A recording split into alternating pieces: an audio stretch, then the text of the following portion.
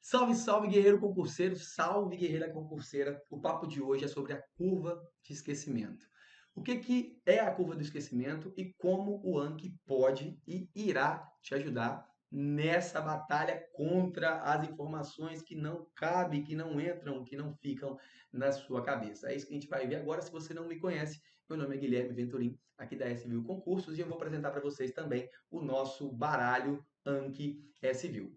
Vamos lá, o que é então essa bendita curva do esquecimento, Guilherme? Bom, esse psicólogo alemão aí, Hermann alguma coisa, estudou a diminuição da capacidade do cérebro de manter a memória no longo tempo, ou seja, aquela memória de longo prazo. Uma vez que nós estudamos um assunto, é difícil para o cérebro manter essa informação ao longo do tempo e em questão de dias ou semanas, a não ser que nós façamos revisões, né, agendadas, programadas, fato é que aquela informação, ou grande parte dela, vai se perdendo. E ele lançou, a gente tem aí essa curva do esquecimento e retenção. A gente tem aqui, então, a retenção do conhecimento e o prazo. Fato é que no primeiro estudo a gente tem aqui uma retenção alta, né, considerável, porém a informação vai se perdendo nessa curva e a gente consegue ver que ali em 10 minutos, 24 horas, a gente já tem ali mais de 50% da informação perdida daquilo que foi estudado. Como que a gente faz para quebrar isso? Como que a gente faz para quebrar essa curva do esquecimento? A gente faz o que a gente chama de revisões. E o estudo mostrou basicamente que se a gente estuda horas depois, a gente consegue reativar esse pico, reativar aquela informação para que ela não se perca com tanta velocidade.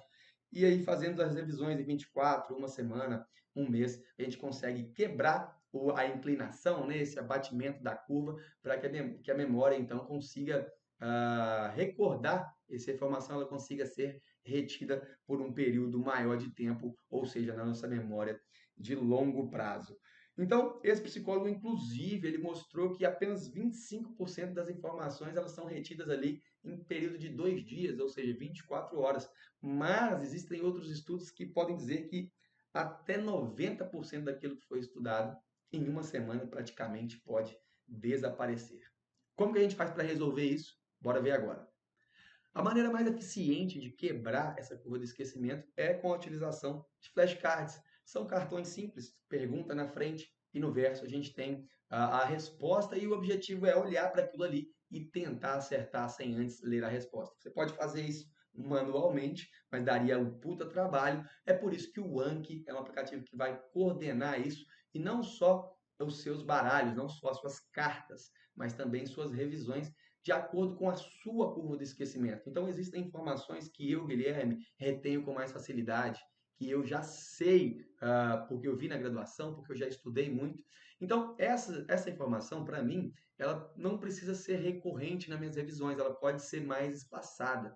Já outras informações de assuntos novos que eu nunca vi, tem que ter um aparecimento maior, tem que ver aquelas fichas com um maior número até que eu consiga memorizar, entender aquilo ali e aí sim passar para a memória de longo prazo ali fazendo revisões com espaço de tempo maior. É isso que ele faz. O Anki ele tem esses cartões que vão testar a sua memória com uma pergunta ou uma omissão de alguma informação e basta você tentar acertar a resposta. Com isso, você está trabalhando ativamente o seu cérebro e é muito diferente do caderno de erros, porque muitas vezes o caderno de erros você faz, você sabe que errou aquilo, mas na hora de revisar o caderno de erros você deita ou então abre a tela do seu computador e passa o olho sem ativação cerebral quase nenhuma ou mínima. Já com os flashcards, não, você está direcionado, você é induzido a pensar sobre a resposta e é basicamente isso que ele tenta fazer. Os flashcards do Anki eles estão relacionados com duas teorias, que é a memória ativa e a repetição espaçada. Vou falar cada uma delas para vocês agora. Bom, aqui a gente tem um exemplo de um cartão onde eu omiti algumas informações. Essa aqui é da Lei 8666. E a gente tem aqui, a gente sabe, convite, tomada de preços, concorrência, e nós temos os valores para cada uma dessas modalidades de licitação. E eu quero saber, nesse momento, qual é o valor que está em vermelho. Ou seja, qual é o valor que para compras e serviços, de acordo com a 8666, é o valor limite entre decidir, né, ou optar por uma tomada de preços ou mesmo concorrência, aqui do lado de cá, que é uma opção, ou o limite onde eu só posso, acima dele, optar pela modalidade de licitação do tipo concorrência. O que eu estou fazendo aqui agora? O meu cérebro está sendo estimulado a pensar, ou seja, a memória ativa. Eu tenho que tentar acertar para que eu possa depois ver o verso desse cartão, ou seja, ver a resposta. E uma vez que eu acerto, veja só, aqui agora a gente tem então a resposta, 1,43 milhões. Licitações acima de 1,43 milhões para compras e serviços gerais tem que ser no formato, na modalidade concorrência. Bom, acertei? Errei? Foi fácil? Foi difícil para mim? Então eu olho aqui e eu vou dizer, vou alimentar o aplicativo com a minha resposta, de acordo com a dificuldade ou facilidade. Então aqui, nesse caso, 1,43 milhões, eu não recordava. Então eu vou colocar aqui, errei, e ele vai me mostrar em menos de 1 minuto essa carta de novo. E aí sim eu vou saber, 1,43. Se eu não souber, coloco errei novamente. Se você sabe, já estudou muito licitações, vai para o fácil. Como é a primeira vez que você está vendo o cartão, o que acontece? Dentro de 4 dias, ele vai mostrar novamente para você. Se você optou pelo bom, menos de 10 minutos esse cartão vai aparecer de novo nas suas revisões.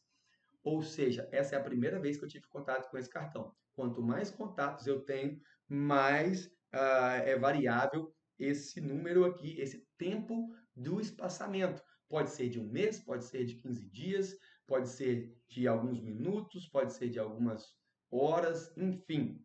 O que eu tenho para mostrar para vocês é que ele faz esse agendamento de acordo com o seu nível de dificuldade para resolver aquilo. Se for uma coisa muito fácil, eu não preciso ver todo dia.